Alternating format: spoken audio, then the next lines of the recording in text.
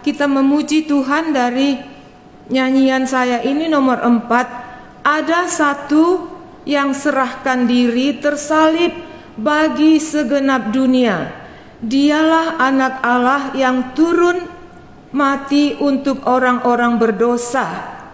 Di dalam referennya dikatakan digenapinya Taurat sungguh. Tidak ada manusia yang dapat menggenapi seluruh hukum Taurat dengan sempurna. Kita bersyukur Tuhan kita Yesus menggenapkannya. Kita yang ada di dalam Yesus tidak perlu lagi hidup di dalam hukum Taurat, tapi di dalam kasih, di dalam hukum Kristus. Kita memuji Tuhan kita dari nyanyian ini.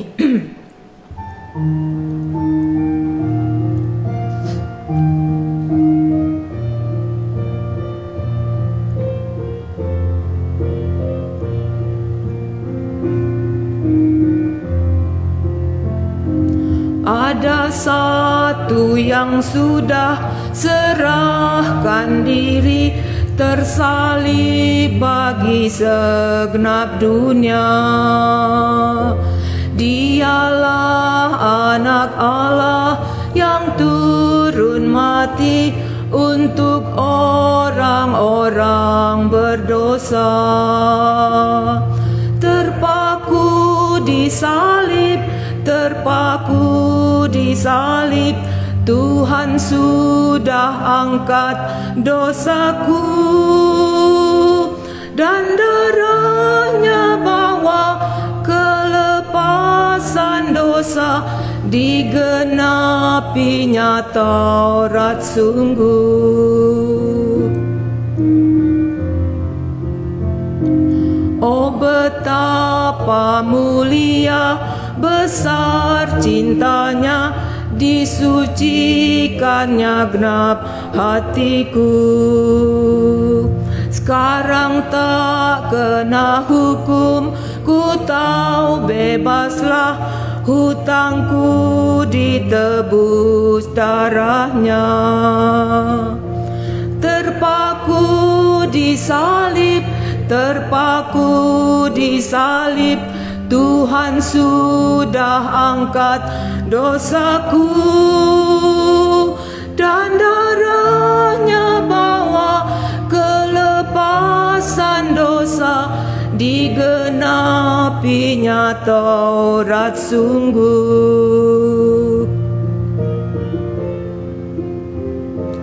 Kalau iblis tunjukkan dosaku kata, ya tetapi tersalib sudah. Dosaku tak kulihat, hanya Yesuslah yang sediakan tempat. Terpaku di salib, terpaku di salib, Tuhan sudah angkat dosaku,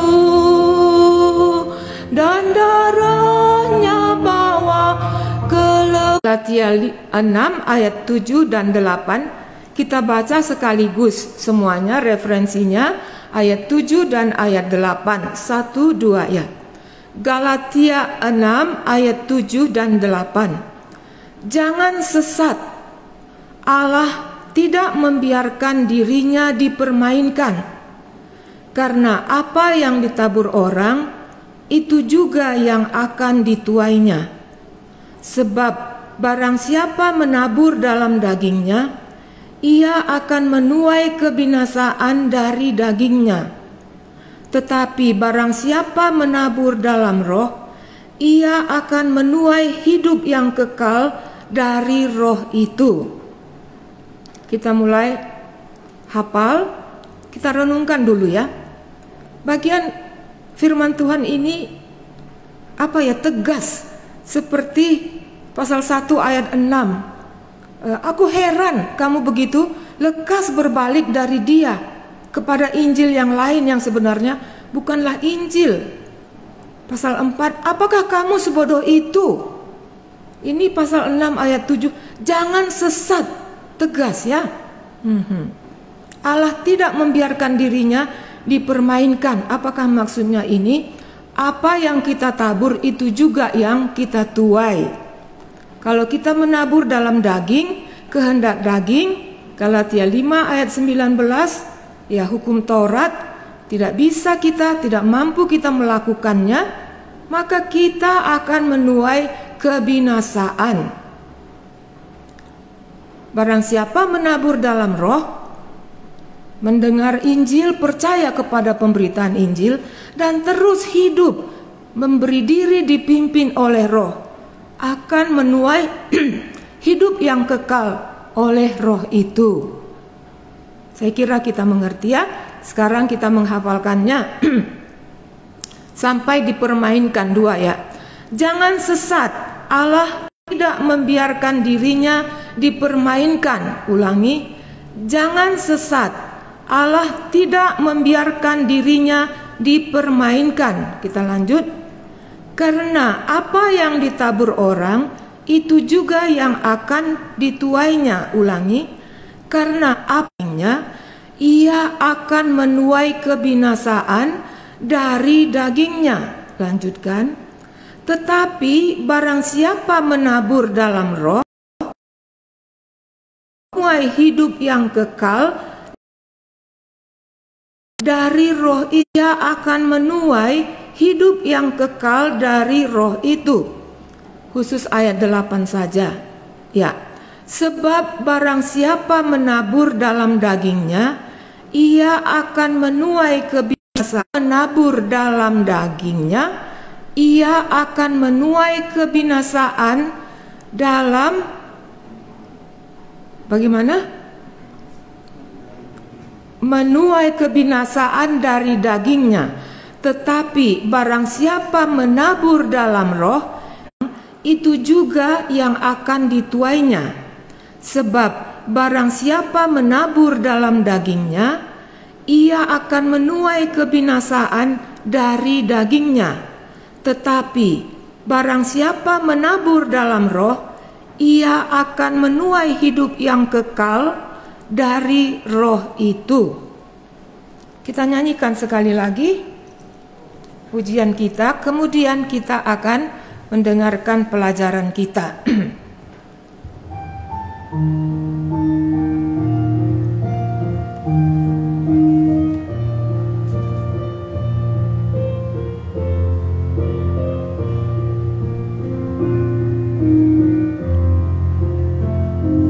Ada satu yang sudah serahkan diri, tersalib bagi segenap dunia.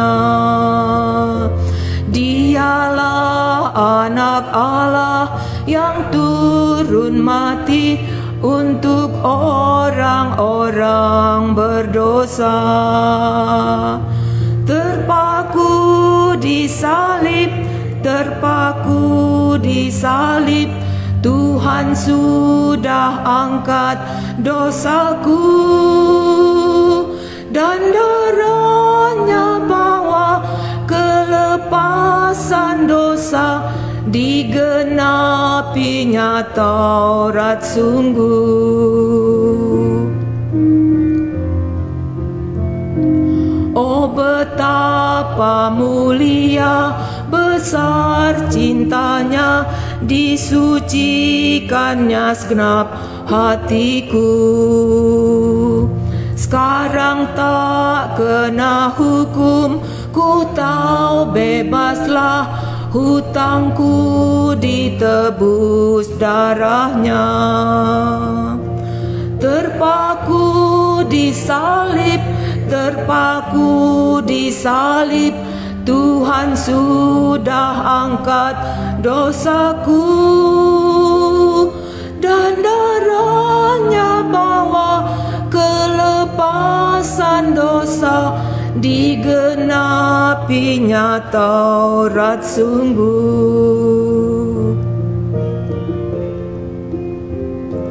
Kalau iblis tunjukkan dosaku, kata ya tetapi tersalib sudah.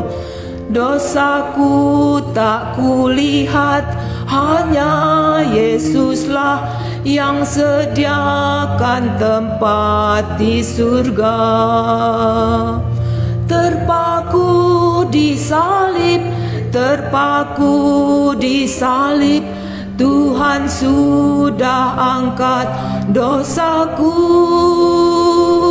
dan darahnya bawa kelepasan dosa, digenapinya taurat. Selamat malam, puji Tuhan, masih ada sebagian yang bisa kita mengerti. Karena rahasia kerajaan Allah bukan gampang kita mengerti. Tapi kalau masih ada bagian yang bisa kita dapat, itulah menjadi bagian kita. Bagian yang kita tidak tahu, itu adalah bagian untuk Allah sendiri. Mari kita membuka Galatia pasal 6. Galatia pasal 6 ayatnya yang pertama. Kita menyembah Dia karena untuk itulah kita diselamatkannya. Untuk itulah kami datang mengucap syukur. Karena untuk itulah kami diciptakan, dan untuk itu jugalah kami diselamatkan, untuk menyembah dan mengaku bahwa Yesus itu adalah Tuhan kami, dan Yesus itu adalah Raja kami, dan kepadamulah puji-pujian kami selama kami masih hidup di bumi, sampai nanti bertemu, sehingga akan mengenal dengan sempurna Juru Selamat kami itu. Ini adalah kasih karunia-Mu. Boleh kami bersama-sama membaca dan merenungkan firman-Mu yang pasti akan terjadi. Kuduskan kami dan permuliakanlah nama-Mu, sehingga kami dapat mengerti firman-Mu ini. Dalam nama Tuhan kami Yesus yang telah menggenapkan Taurat, di dalam nama-Mu itulah kami berdoa. Amin. Galatia pasalnya yang ke-6, inilah yang terakhir dari surat Galatia. Jadi kita sudah sekolah mulai dari surat Roma ya. Ya, ada yang ikut, nanti ada yang ketinggalan, masih boleh dilihat karena belum dihapus ya. Ya, jadi ada yang mau mempelajari kembali surat Roma juga bisa. Jadi Galatianya juga boleh ya. Ya, jadi inilah yang terakhir kuliah surat Galatia kita. Karena itu kita libur. Nanti kapan lagi kita mulai boleh kita sambung. Nanti yang tahu berbahasa Indonesia, berbahasa Karo, kalau nanti ada minggu depan kami beritahu.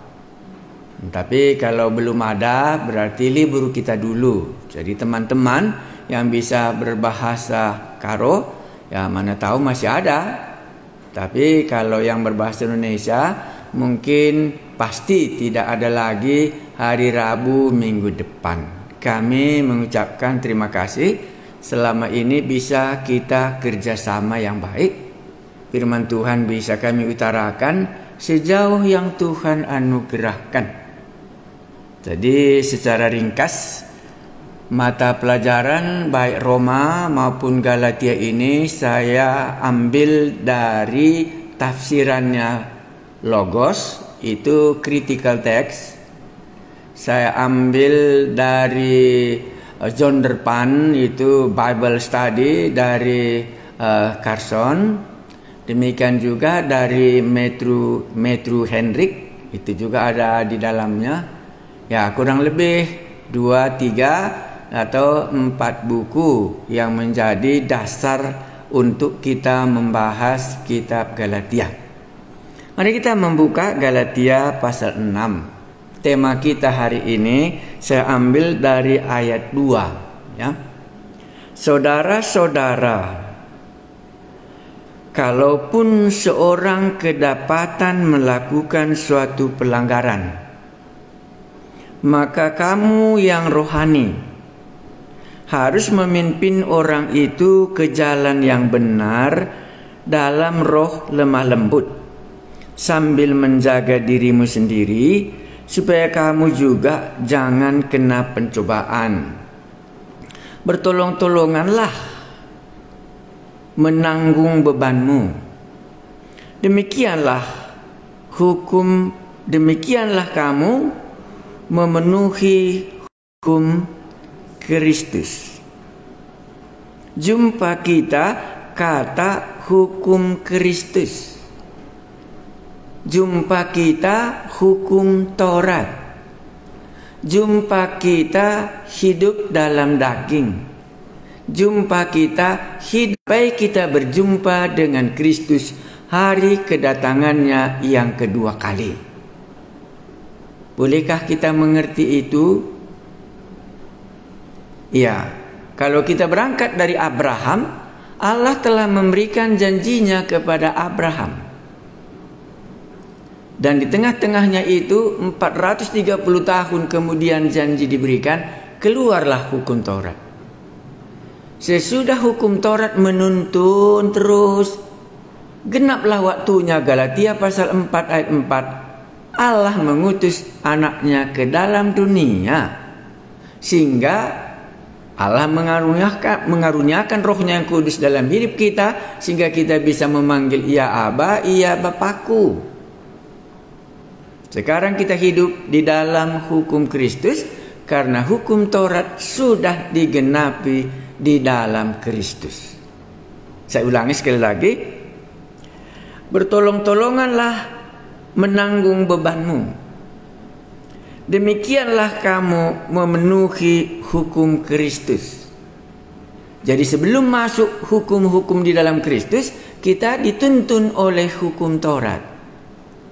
Baik dalam cara pengampunan dosa pun itu sesuai dengan undang-undang Taurat. Tetapi begitu genap waktunya, Allah mengutus anaknya, dan di dalamnya lah dosa kita diampuni. Dan sekarang kita berjalan di dalam hukum Kristus sampai nanti Kristus datang kedua kali. Apa itu hukum Taurat? Apa itu hukum Kristus? Sudah kita pelajari. Sekarang kita memfokuskan dalam bagian yang terakhir kuliah kitab Galatia ini, apa itu hukum Kristus? Memenuhi hukum Kristus. Bolehkah kita tahu kalau hukum Kristus, apa yang dikatakan Kristus? Begitulah sederhananya. Ya, mari kita baca dulu hukum Kristus yang pertama, ayat 1. Saudara-saudara, kalaupun seorang kedapatan melakukan sesuatu pelanggaran, maka kamu yang rohani. Seperti ada tingkatan, ya. Di dalam Taurat tidak ada tingkatan. Semua satu, hanya Taurat. Maka kamu yang rohani harus memimpin orang itu ke jalan yang benar dalam roh lemah lembut, sambil menjaga dirimu sendiri supaya kamu juga jangan kena pencobaan. Bagaimana dalam hukum Taurat? Kalau ada orang yang kedapatan melanggar, berbuat dosa, bagaimana dalam undang-undang Taurat? Pasti kita ingat Yohanes pasal 8, ya.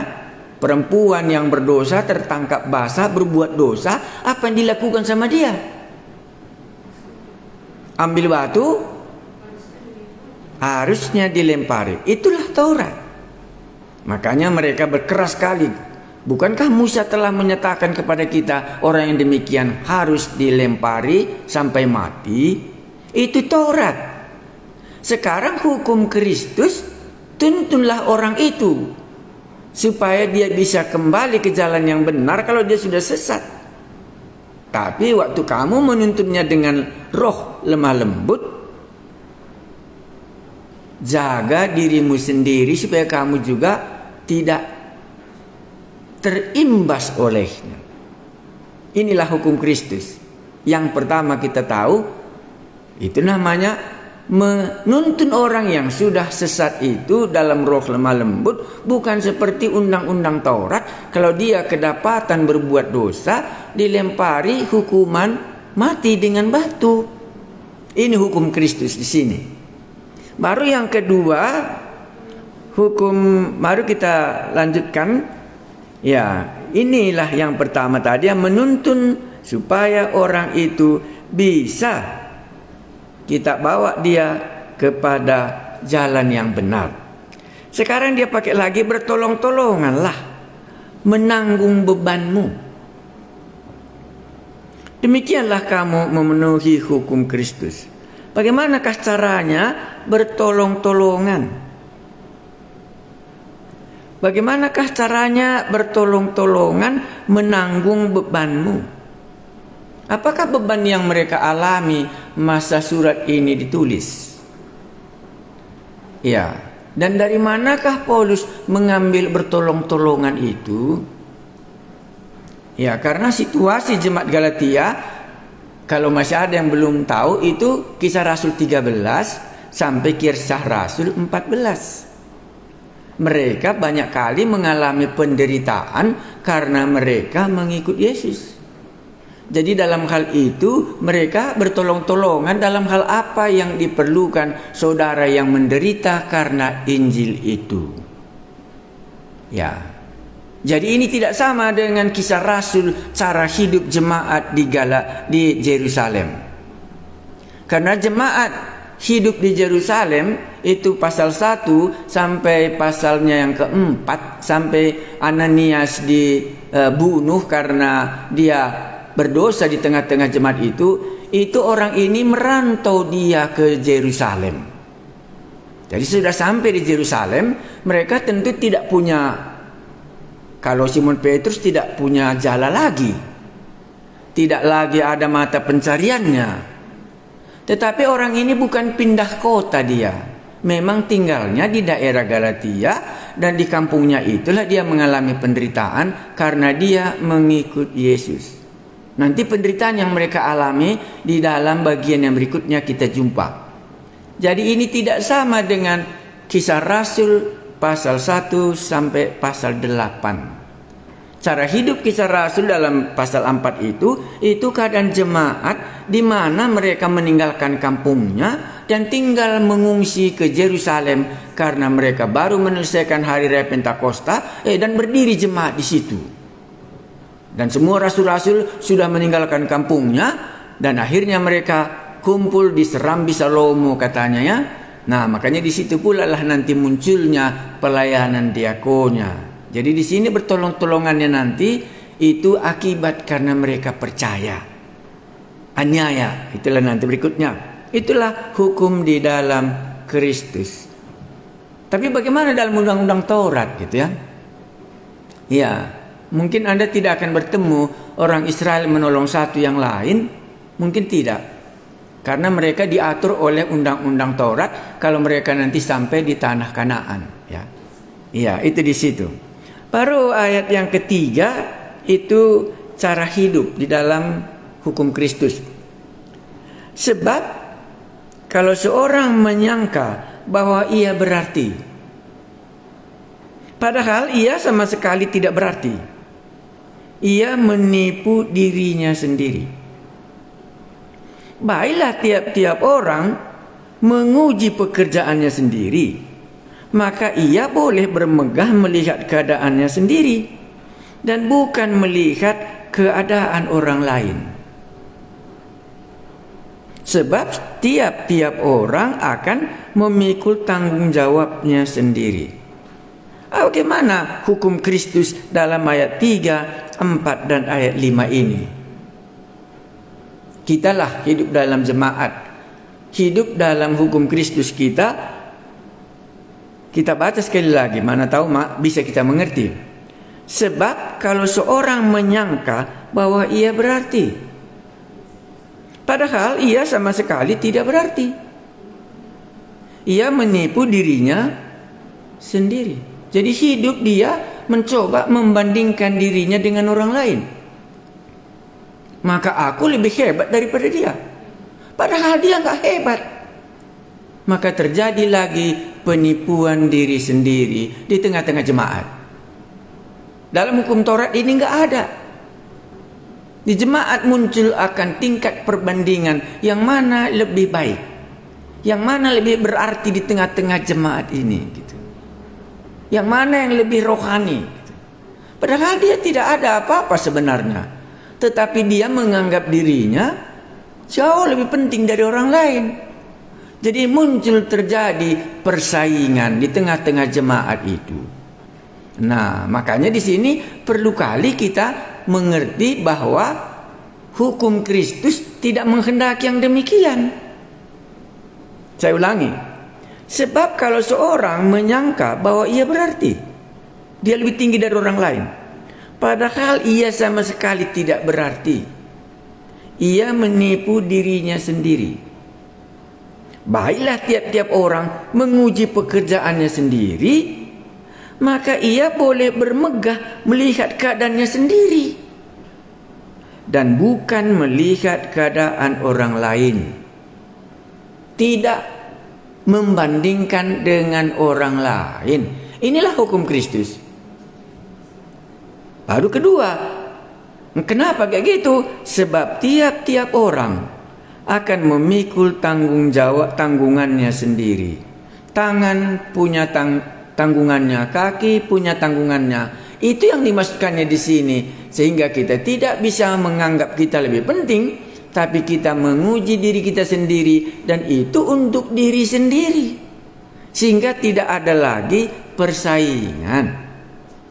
Karena itu merupakan tubuh Kristus, tapi di dalam kitab Galatia nggak muncul kata tubuh Kristus, tetapi dia memakai perbandingan, membandingkan satu dengan yang lain. Itu salah. Itu bukan memenuhi hidup hukum Kristus tadi. Ayat keempat. Yang keempat, apa hukum Kristus? Jadi hukum Kristus yang pertama itu tadi menolong. Kalau dia jatuh dalam dosa, bisa kita tolong. Hukum Taurat tidak, dilempari sampai mati. Hukum yang kedua itu bertolong-tolongan karena kondisi mereka dalam aniaya di daerah itu. Baru yang ketiga, jangan kita membandingkan diri kita dengan orang lain. Itu hukum Kristus, ya. Ayat ini yang keempat, ayat 6.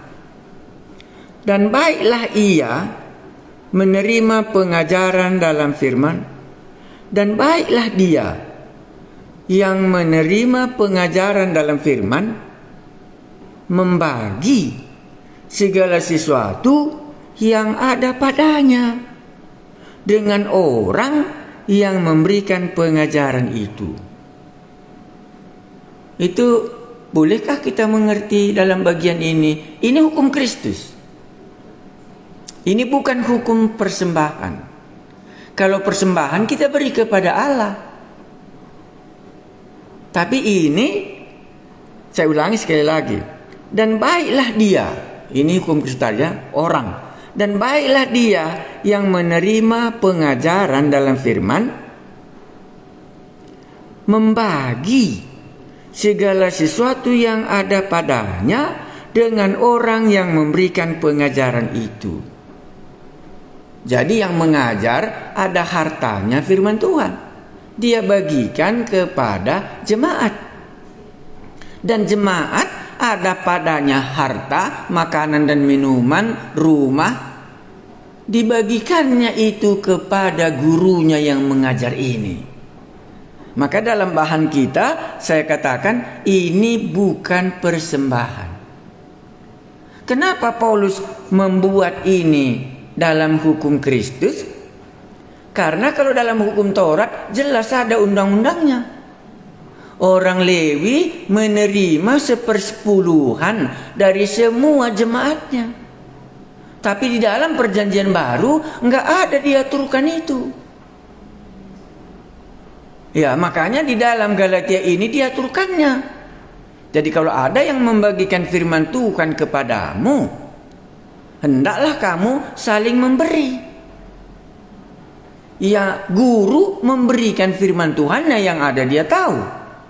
Maka jemaat memberikan hartanya kepada gurunya yang mengajar ini, sehingga terjadilah saling memberi. Gurunya mengajarkan hal rohani, hal pengajaran Kristus. Jemaat yang menerima firman Tuhannya membagikan uangnya kepada gurunya ini, bukan kepada gereja. Makanya ini bukan persembahan. Kepada gurunya ini diberikannya supaya terjadi saling memberi. Ini kurasa pertama sekali boleh kita jumpa dalam Galatia ini. Jadi bayangan kita sekarang sebagai orang Kristen hanya ada satu persembahan. Persembahan itu kita beri kepada Allah. Tetapi kalau guru kita datang mengajar kita, memberikan pengajaran firman Tuhan kepada kita, ya apa yang kita punya, kita berikan jugalah kepada dia, supaya sama-sama kita mendapat harta. Dia hartanya, firman Tuhan diberikannya. Kita karena ada harta kita, karena kita ke ladang, ya kita bagikan harta kita itu, sehingga kita sama-sama punya harta yang sama. Kita pun memiliki harta firman Tuhan, kita juga memiliki harta duniawi. Demikian juga guru kita punya harta duniawi, ada juga makan dan minumnya, dan juga ada juga firman Tuhan yang bisa dia bagikan. Ini hukum yang keempat dalam Kristus yang kita pelajari di sini. Ya, ini hukum Kristus yang mungkin belum pernah kita tahu. Yang kita tahu hanya berikan persembahan kepada Allah. Tetapi di sini bukan itu dimasukkannya. Saya baca sekali lagi, mana tahu saya salah. Dan baiklah dia yang menerima pengajaran dalam firman. Ini yang mendengar. Membagi segala sesuatu yang ada padanya. Dengan siapa? Dengan orang yang memberikan pengajaran itu. Ini bukan kebohongan rohani. Pengajaran. Diajarkannya hukum-hukum Kristus yang sesudah hukum-hukum Kristus yang telah dia terima waktu dia percaya. Karena di dalam hukum Taurat tadi ada undang-undangnya, itu 10% dari umat Israel harus memberikannya kepada suku Lewi. Alasannya karena suku Lewi tidak punya harta di tanah Kanaan. Karena bagian orang suku Lewi itu hanya bait Allah. Jadi harus dibawa kepada bait Allah. Dan di bait Allah lah hartanya orang Lewi diberikan oleh Allah. Ini hukum yang keempat. Ya, mana tahu ada yang mau kita bandingkan. Saya coba membandingkannya dengan jemaat Korintus, ya. 1 Korintus pasal 9 saya lihat di sini. Tapi ini tadi saya tidak persiapkan apakah benar atau tidak, ya. 1 Korintus pasal 9 ayatnya yang ke-14 kurasa tadi. Bagaimana Paulus mengajarkannya di tengah-tengah jemaat Korintus. 1 Korintus 9 ayat 14. Kalau salah pun nanti, ini saya belum tadi persiapkan. Saya baca, ya. Demikian pula Tuhan telah menetapkan bahwa mereka yang memberitakan Injil harus hidup dari pemberitaan Injil itu. Ini mirip dengan Taurat. Ya, tapi ini mirip dengan Taurat. Galatia berbeda. Saya ulangi, demikian pula Tuhan telah menetapkan bahwa mereka yang memberitakan Injil harus hidup dari pemberitaan Injil itu. Terima kasih banyak, itulah yang bisa saya sampaikan. Ya, Roh Kudus yang menambahkannya bagaimana supaya kita bisa semakin tahu hukum Kristus yang sekarang di dalam hidup kita. Sekarang masuk kita yang kelima. Jadi di dalam hukum Kristus ini ada yang kelima. Kelima itu jangan sesat, atau warning, atau peringatan yang kita hafal tadi, ya. Jadi sesudah kita di dalam hukum Kristus ada peringatan. Jangan sesat.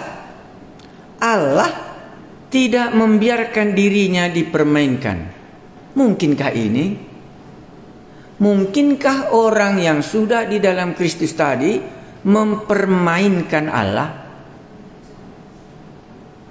Ini pertanyaan yang sangat mendasar dalam hidup saya tadi. Ya, bagaimana caranya dia mempermainkannya? Waktu saya pelajari nggak ada jawabannya. Semua hanya mengatakan mentertawakan Allah. Itu di sini dipakainya mempermainkan. Jangan sesat. Allah tidak membiarkan dirinya dipermainkan. Di dalam bahasa aslinya Buspain di sini bukan dipermainkan, tapi diolok-oloknya Allah itu.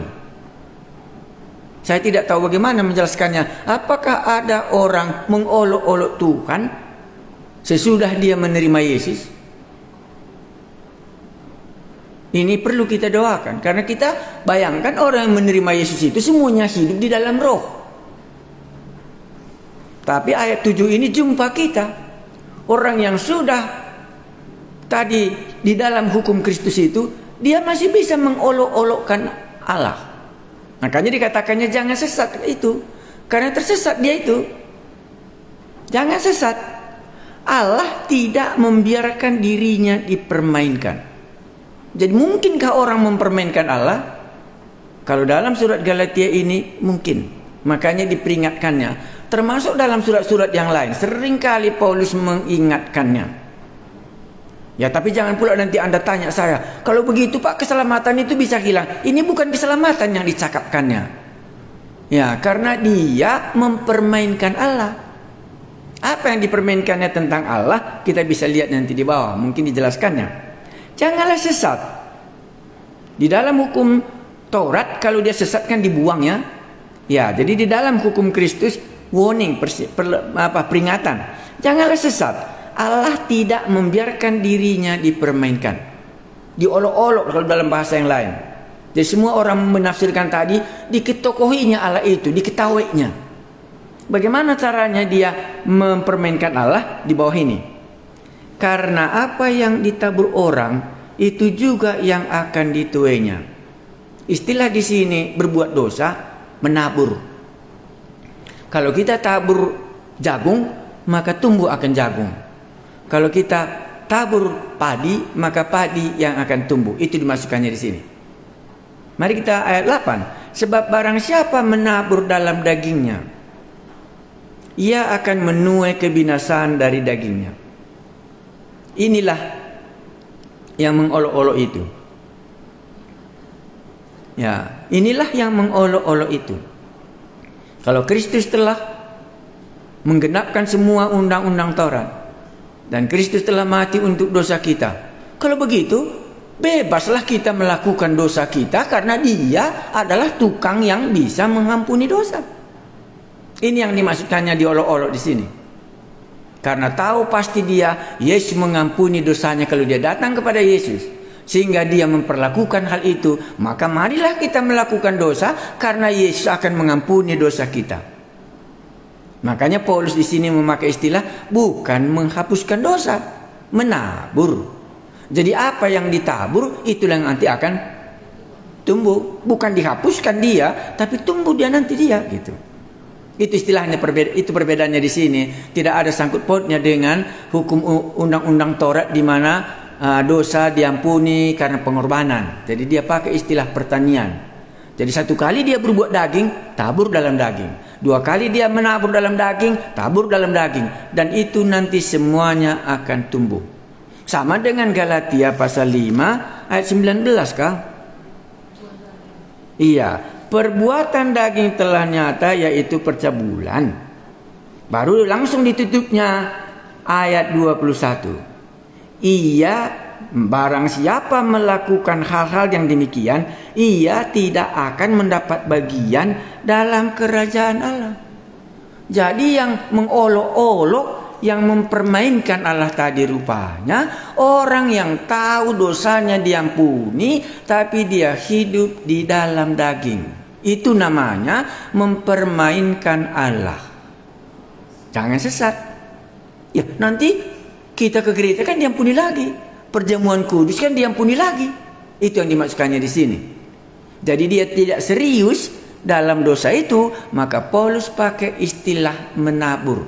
Kalau satu benih ditabur, benih lagi ditabur, benih lagi ditabur, dan dia akan tumbuh. Jadi dia mengolok-olok dalam arti dia memandang rendah pengampunan dosa yang Yesus berikan. Walaupun Yesus bisa mengampuni dosa, tapi dia melanjutkan terus berbuat dosa. Itu namanya, makanya jangan sesat. Allah tidak membiarkan dirinya dipermainkan. Karena apa yang ditabur orang, itu juga yang akan dituainya. Barang siapa menabur dalam dagingnya, ia akan menuai kebinasaan dari dagingnya.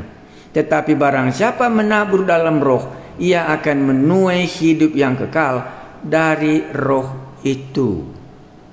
Roma pasal 8 juga sama. Mari kita lihat satu lagi. Roma pasal 8 ayat 13. Tentu Anda ingat Roma pasal 8. Barang siapa yang ada di dalam Kristus. Ya, ingat itu ya.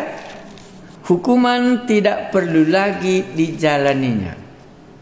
Tapi ayat 13 muncul di sana peringatan. Ya, Roma 8 ayatnya yang ke-13. Kalau nggak silap saya. Ya. Sebab jika kamu hidup menurut daging, kamu akan mati. Tetapi jika oleh roh kamu mematikan perbuatan-perbuatan tubuhmu, kamu akan hidup. Warning ya. Nah, jadi bisa kita menafsirkannya. Kurasa tidak salah kalau kita menafsirkan ayat tadi. Jangan sesat. Allah tidak membiarkan dirinya dipermainkan. Bagaimanakah gambaran orang yang mempermainkan Allah di sini? Yang mempermainkan Allah di sini adalah orang yang menganggap rendah, hidup terus di dalam daging karena dia tahu Yesus telah menggenapkan undang-undang Taurat dan dosanya akan diampuni. Tapi dia menabur terus di dalam tabiat dagingnya itu, maka dia akan mengalami kebinasaan. Adakah orang seperti ini? Kita tidak tahu. Tetapi Alkitab katakan itu. Sudah tahu dia berbuat dosa. Makanya di jemaat Korintus orang yang berbuat dosa dikatakannya dikucilkan. Supaya dia sadar bahwa memang ada hukuman. Tetapi di Galatia dan surat Roma nggak jumpa kita pengucilan. Pasti ada alasannya ya. Ya, tadi sudah berbicara, Paulus katakan hendaklah kamu bertolong-tolongan ya. Alasannya karena mereka mengalami penderitaan dari musuh ya. Ya, tetapi sesudah demikian ada juga di tengah-tengah jemaat itu sesat. Dia mempermainkan Allah, dia terus juga berbuat dosa. Nah, makanya di sini dikatakannya jangan sesat. Allah tidak membiarkan dirinya dipermainkan. Apa artinya Allah dipermainkan orang ini? Ya, artinya mereka mempermainkan Allah. Tahu dia hidup di dalam daging, tetapi tahu juga dia Allah mengampuninya dan diteruskannya hidup di dalam daging. Dan dia tidak menyesal. Akhirnya dia tidak terus hidup di dalam daging, maka dia akan menuai kematian. Ayat 9. Janganlah kita jemu-jemu berbuat baik, karena apabila sudah datang waktunya, kita akan menuai jika kita tidak menjadi lemah. Kembali hukum Kristus itu ya, berbuat baik. Karena itu, selama masih ada kesempatan bagi kita, marilah kita berbuat baik kepada semua orang. Tetapi terutama kepada kawan-kawan kita seiman. Ayat 11. Lihatlah, ini bagian ini Paulus mengulangi beberapa dalam kesimpulan ini. Tadi undang-undang hukum Kristus itu saya berikan 5 poin tadi ya. Peringatan itu tadi ya. Ya, bagi harta sama orang guru yang mengajarkan firman Tuhan, yang jangan membandingkan diri satu dengan yang lain, bertolong-tolongan dan menuntun yang lemah dengan lemah lembut. Sekarang Paulus dalam kesimpulannya. Lihatlah bagaimana besarnya huruf-huruf yang kutulis kepadamu dengan tanganku sendiri. Jadi ayat 11 ini bagaimana tulisan Paulus. Ya, karena dia menulis besar-besar, karena waktu itu mungkin belum ada kacamata, jadi dia tulis huruf-huruf yang besar. Ya, jadi dia menyatakan bahwa penutupnya ini tulisan Paulus lah yang menulisnya. Ya, kalau yang lain mungkin bukan Paulus tapi yang lain, ya. Ayat 12. Mereka yang secara lahiriah suka menonjolkan diri. Mereka lah yang berusaha memaksa kamu untuk bersunat. Ya, inilah yang palsu dari tengah-tengah mereka, ya. Hanya dengan maksud supaya mereka tidak dianiaya karena salib Kristus. Ini penderitaan. Karena mereka mengikuti salib Kristus dan tidak lagi mengikuti sunat, mereka dianiaya. Ya, itu triknya. Ayat 13. Sebab mereka yang menunatkan dirinya pun tidak memelihara hukum Taurat. Jadi mereka yang mengajari hukum Taurat, tapi orang itu sendiri tidak melakukannya. Tetapi mereka menghendaki supaya kamu menunatkan dirimu. Alasannya apa? Agar mereka dapat bermegah atas keadaanmu yang lahiriah. Jadi itu rupanya alasannya. Makanya sunat itu harus mereka lakukan supaya guru-guru palsunya ini dapat bangga, megah dia karena orang ini mentaati apa yang dikatakan guru-gurunya yang palsu ini. Itu rupanya tujuannya. Bukan tujuannya supaya mereka diselamatkan.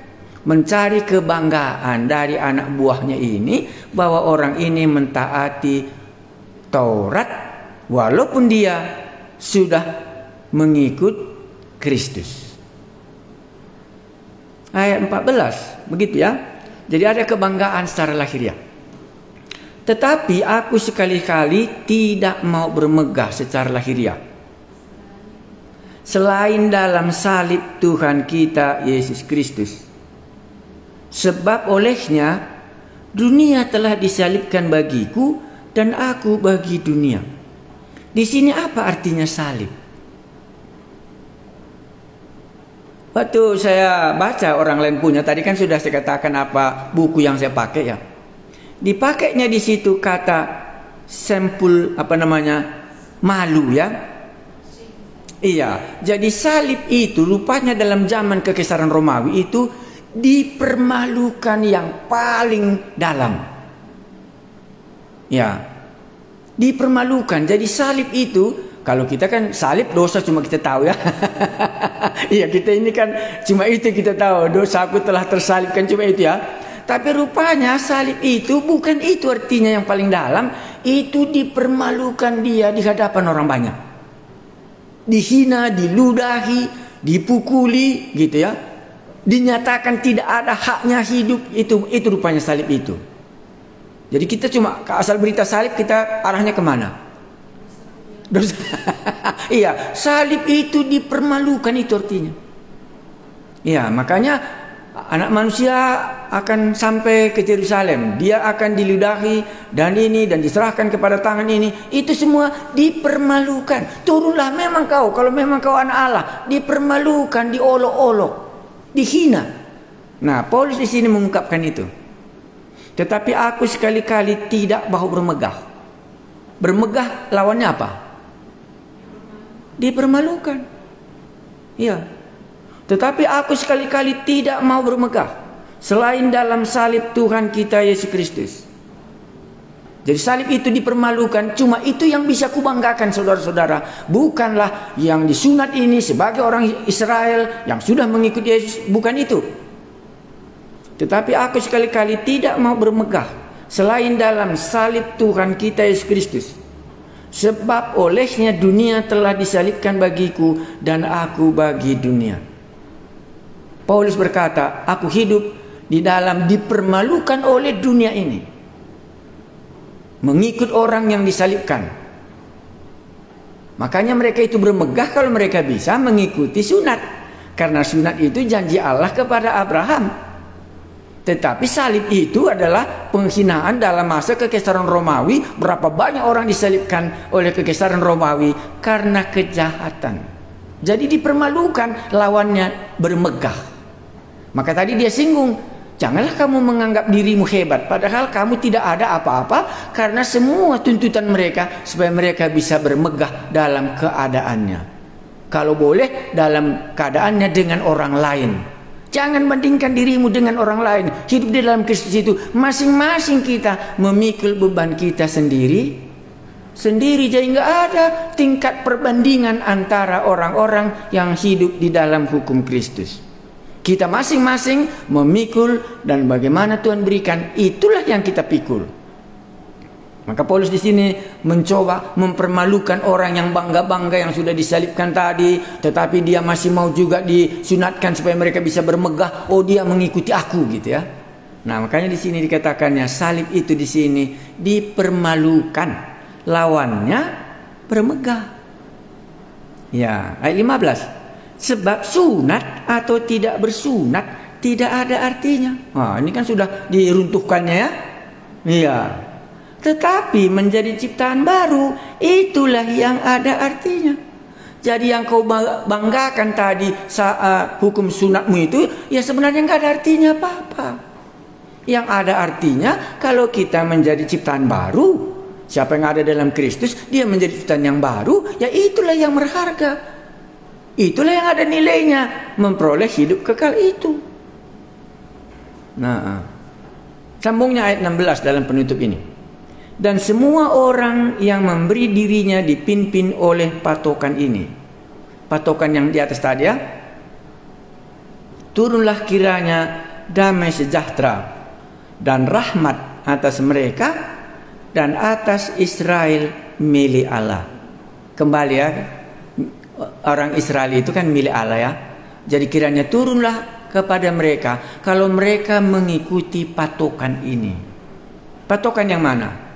Disunat atau tidak disunat tidak ada artinya. Yang ada artinya adalah ciptaan yang baru. Yang kedua, patokan yang mana? Iya, Kristus itu telah tersalib, dan aku telah tersalib bagi dunia. Walaupun ini dipandang merupakan adalah penghinaan, tetapi di dalamnya aku hidup.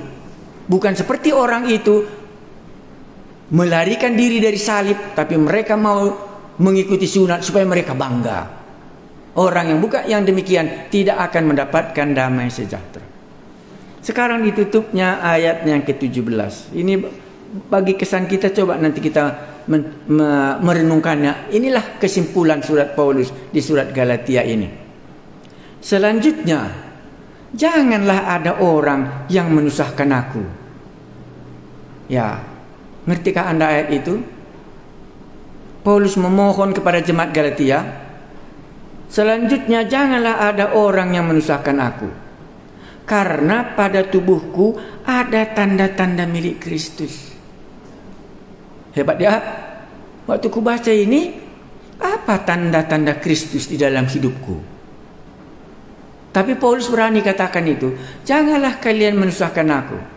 Karena kita sudah belajar dalam pasal 1 bagaimana Paulus dengan ngototnya menyatakan dan membuktikan bahwa Injil yang diberitakannya itu penuh dengan mujizat, penuh dengan kuasa, turun Roh Kudus. Tetapi orang Galatia hampir-hampir menolak dia sebagai rasul yang punya otorita mengatakan apa yang benar, apa yang salah. Maka dia katakan, barang siapa yang tidak mengikuti ajaran yang telah kami sampaikan kepadamu, terkutuklah dia. Tetapi dalam kalimatnya yang terakhir, inilah penutupnya. Selanjutnya janganlah ada orang, berarti orang Galatia maksudnya. Selanjutnya janganlah ada orang yang menyusahkan aku. Alasannya, karena pada tubuhku ada tanda-tanda milik Kristus. Apa rupanya tanda milik Kristus pada abad pertama? Sekarang apa tandanya kita milik Kristus? Pasti jawabnya kita adalah Efesus 1 ayat 13 katanya ya, tandanya kita milik Kristus, kita dimeteraikan oleh Roh Kudus, kan itu tandanya kita. Tetapi di Galatia bukan itu. Selanjutnya janganlah ada orang yang menyusahkan aku, karena pada tubuhku ada tanda-tanda milik Kristus. Boleh Anda baca tanda milik Kristus yang dimasukkan Paulus di sini, 2 Korintus 11 ayat 23 sampai 29. Jadi dalam abad pertama, inilah tandanya milik Kristus. Wah, jadi nanti kita coba bandingkan tandanya milik Kristus dalam zaman ini ya. Mari kita baca sebentar kalau masih ada waktu kita. 2 Korintus pasalnya yang ke-11. Ini sama. Karena Korintus ini dengan Galatia mirip sama situasinya, di mana mereka menolak Paulus, padahal Paulus yang memberitakan Injil sama mereka. Ya, jadi di dalam 2 Korintus pasal 11 ini ayatnya yang ke-23, ini tandanya sebagai milik Kristus. Mungkin Anda bisa bayangkan tandanya kita menjadi milik Kristus, berkat banyak, semua berhasil. Itulah nanti bisa kita renungkan. Saya baca ayat 25 umpamanya, ayat 24, ayat 23 mulai. Apakah karena pelayan Kristus aku berkata seperti orang gila? Aku lebih gila lagi.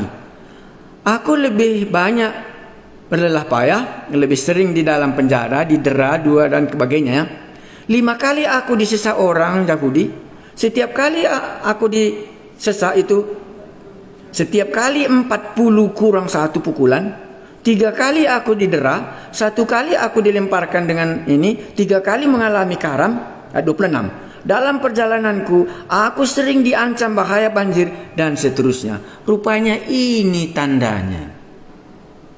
Inilah artinya memikul salib dalam diri Paulus, mengikuti jejak gurunya itu.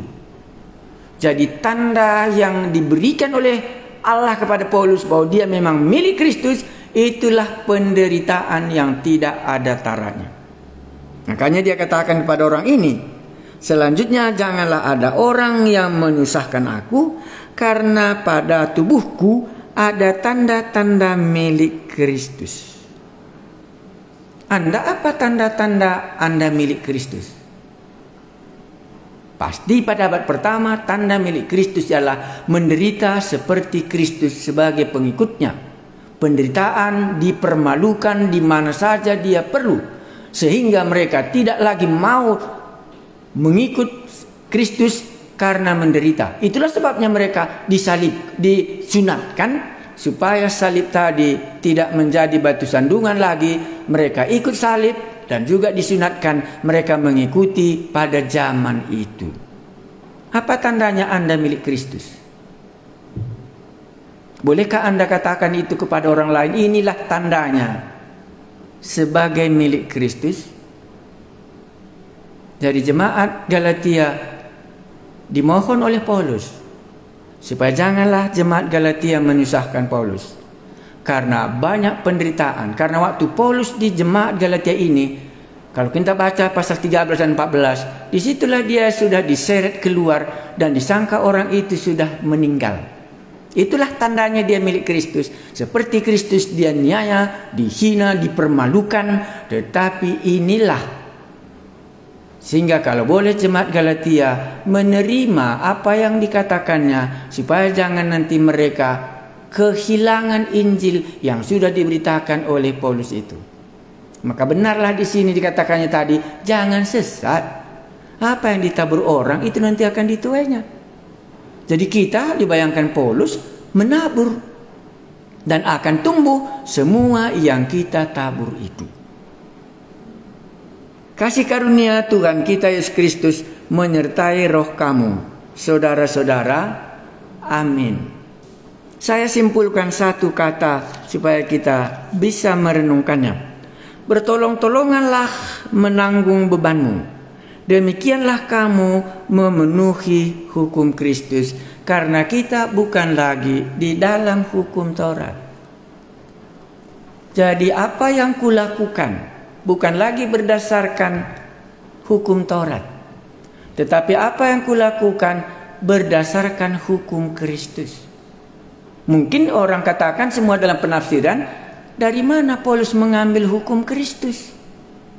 Maka orang itu akan katakan dalam Yohanes pasal 13 ayat 34. Karena disinilah Kristus menyatakan hukumnya.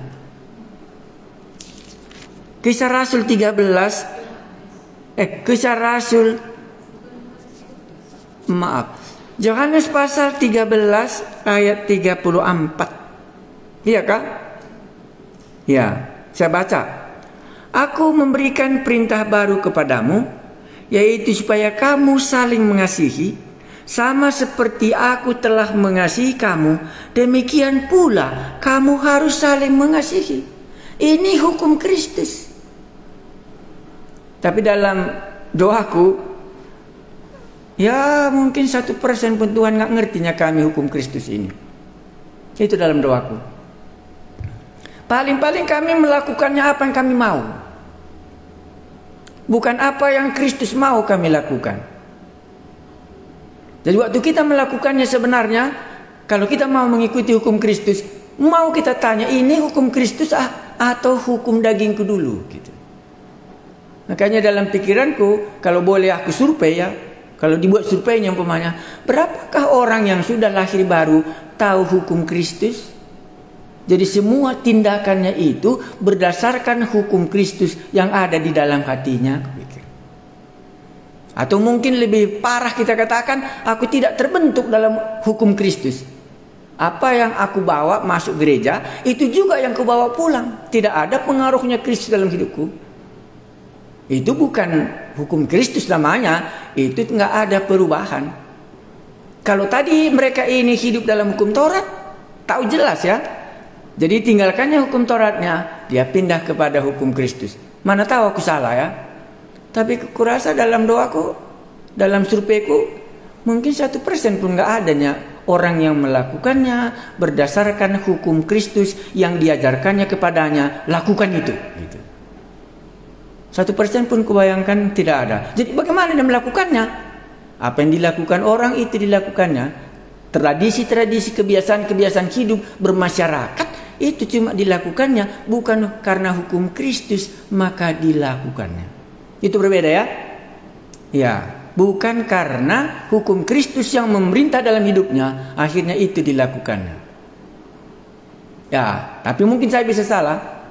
Jadi sudah kita akhiri surat Galatia kita ini, kami mengucapkan syukur. Kalau boleh ada pengajaran seberapa persen nanti dapat, ya Tuhanlah yang menganugerahkannya.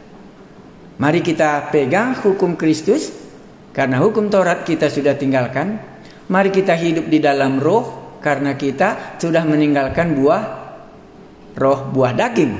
Sehingga orang yang dipimpin oleh roh, maka itulah anak-anak Allah. Banyak ya.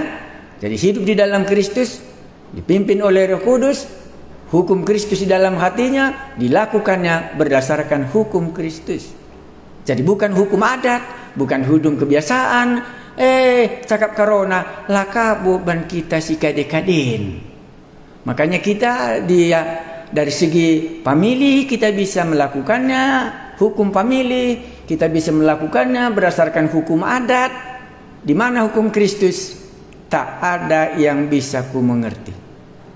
Jadi bisa kita melakukannya secara hukum yang kita sudah bawa dari cara hidup kita sebelum Kristus di dalam hati kita.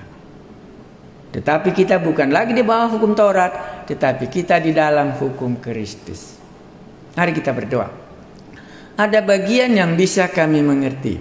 Itulah hukum Kristus, bukan lagi dalam hukum Taurat. Itulah hukum roh, itulah buah Roh Kudus. Dan ada juga buah daging. Tetapi satu lagi kami diperingatkan di dalam hukum Kristus ini supaya kami jangan sesat. Karena apa yang kami tabur itu yang akan kami tuai. Kami mengucap syukur kalau boleh Roh Kudus mengajari kami sehingga kami melakukannya hukum Kristus yang telah diajarkan Kristus dalam hidup kami.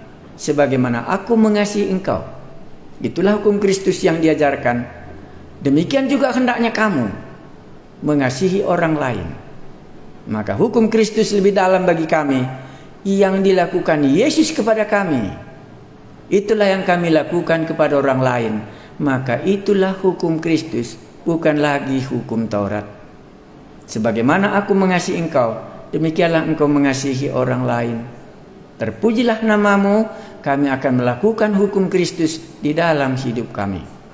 Dalam nama Yesus Kristus Tuhan kami berdoa. Amin.